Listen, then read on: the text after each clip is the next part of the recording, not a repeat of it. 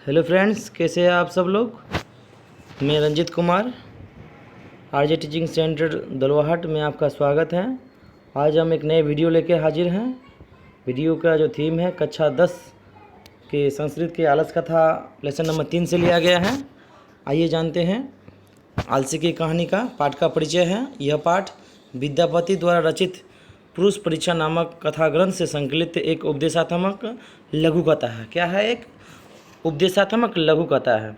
यह जो है विद्यापति ने मैथिली के अवहट तथा संस्कृत के तीनों भाषाओं में ग्रंथ रचना की थी और पुरुष परीक्षा में धार्मिक और अर्थ काम इत्यादि विषयों में संबंध अनेक मनोरंजन कथाएं दी गई है। आलस कथा में आलसी के निवारण की प्रेरणा दी गई है। इस पाठ में संसार की विचित्र गतिविधि का भी हम लोग परिचय जानेंगे और आप लोग हमारे वीडियो में बने रहें और मैं आप लोगों को इस वीडियो में महत्वपूर्ण जानकारी दूंगा। एक एक कड़ी हम लोग समझने का कोशिश करेंगे।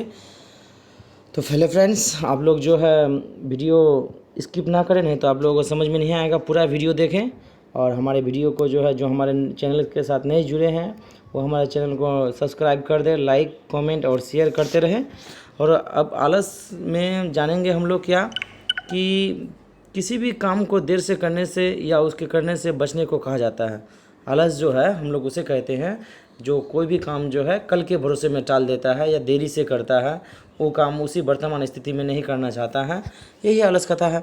और आलसी जो है, अगर बात की जाए, ये आलसी की जो सुस्त यानी कि निकम्मा होता है उसे आलसी कहा जाता है। हम लोग आमतौर पर वही उसे ही आलसी कहते हैं।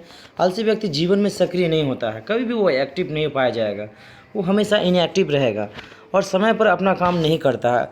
इस स्वभाव के लोग काम से बचने के बहाने ढूंढते हैं या फिर अपना काम दूसरे से करवाते हैं। ये हम लोग इस पाठ में सीख सकते हैं और आलसी के बारे में परिचय ले सकते हैं। तृतीय पाठ आलस कथा की कहानी जो है शुरू करते हैं। अब हम लोग अयंग पाठ विद्यापति कृत से कथा ग्रंथ से पुरुष परीक्षा ते नामक से अंश विशेष से वर्तते। पुरुष परीक्षा सरल संस्कृत भाषायां कथा रूपेण विभिन्नां मानव गुणानां महत्वं वर्णयति दोषानां च निराकरणां शिक्षा ददाति। यह पाठ विद्यापति रचित ग्रंथ कथा ग्रंथ पुरुष परीक्षा नामक ग्रंथ का अंश विशेष है। कौन है वो? पुरुष नामक ग्रंथ, पुरुष परीक्षा नामक ग्रंथ से का अंश विशेष है। पुरुष परीक्षा के कथा ग्रंथ में मानवीय गुणों पर प्रकाश डाला गया है और दोषों को दूर करने की शिक्षा भी दिए गए हैं। मानवीय का जो गुण है उसमें प्रकाश डाला गया है और उस जो दोष है उसको कैसे दूर किया जाए उसका निवारण भी बताया गया है। उसके बाद आइए आगे पढ़ते हैं। विद्यापति लोकप्रिय मैथिली कवि थे। विद्यापति के बारे में अगर बात की जाए तो विद्यापति जो थे लोकप्रिय मैथिली कवि थे और अनेक संस्कृत ग्रंथों के निर्माता भी विद्यापति थे। उनकी विशेषता संस्कृत विषय में बहुत थी विद्यापति जी के। प्रस्तुत पाठ में आलस्य दोष है, इससे साबित करने के लिए व्यंग्यात्मक कथा प्रस्तुत किया गया है। नीतिकार लोग आलस्य को शत्रु मानते हैं। नीतिकार क्या मानता है? आलस्य लोगों को शत्रु मानता है। मिथिला में वीरेश्वर नाम का एक मंत्री रहता है।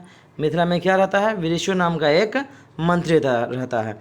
वह स्वभाव से दान और दयावान रहता है। वह संकटग्रस्त तथा अनाथ लोगों को प्रतिदिन इच्छा पर भोजन देता है। वह आलस्य को भी अन्न वस्त्र देता है क्योंकि आलस्य लोगों को भी अन्न वस्त्र देता है क्योंकि दुखी मनुष्य में पहला स्थान आलस्य का ही होता है। अगर इस संसार में दुखों के बारे में बात की जाए तो पहला स्थान जो है वो आलस्य का ही होता है। इनका मुख्य सिद्धांत भूखे रहना अच्छा है लेकिन कोई काम नहीं करना है। आलसी लोग क्या करेंगे मेरे फ्रेंड्स? वो लोग जो है भूखे रहना पसंद करेंगे लेकिन दूसरे के यहाँ काम नहीं करेंगे। अर्थात आलसी लोग पेट की आग सह लेते हैं किंतु परिश्रम करना नहीं चाहते। इसके बाद आगे पढ़ेंगे हम लोग। इसके बाद आलसी व्यक्ति का वह खूब धन लाभ सुनकर बहुत से तोंद बहे लोग जमा हो गए क्योंकि वहाँ जो है विद्यापति के द्वारा जो है बिल्कुल निःशुल्क खाना खिलाया जाता था। अनाथ लोगों को, गरीब लोगों को खिलाया जाता था और आलसी भी वहाँ पहुँच गए। जो पेट तोंद जो बढ़ा हुआ था, जिसके पेट बढ़े हुए थे। सुविधाजनक स्थिति को देखकर सभी लोग उसे प्राप्त करना चाहते थे। कौन ऐसा जीव है जो अपनी जाति का सुख देखकर नहीं दौड़ता? अर्थात सभी कोई अपनी जाति को सुख देखकर आकर्षित होते हैं। उसके बाद आगे पढ़ते हैं फ्रेंड्स।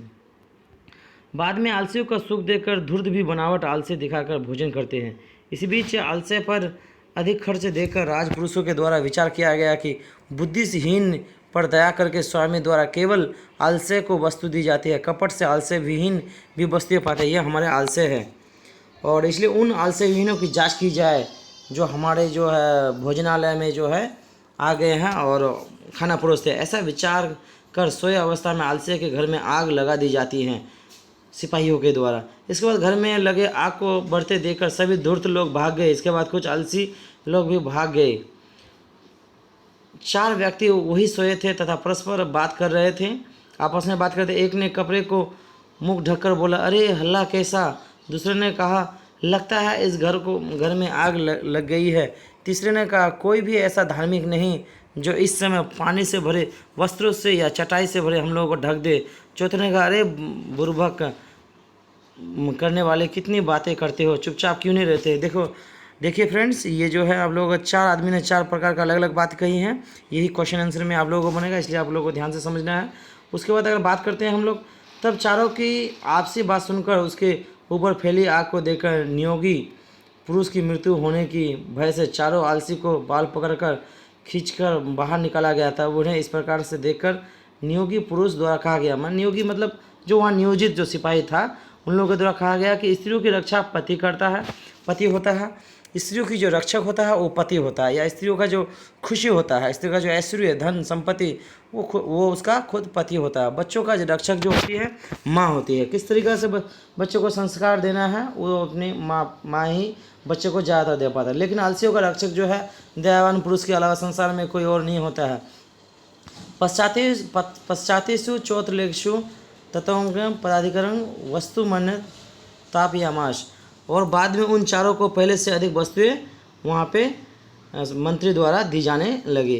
तो आप लोग हमारे वीडियो के साथ बने रहे, इसके लिए आप लोगों को बहुत बहुत धन्यवाद।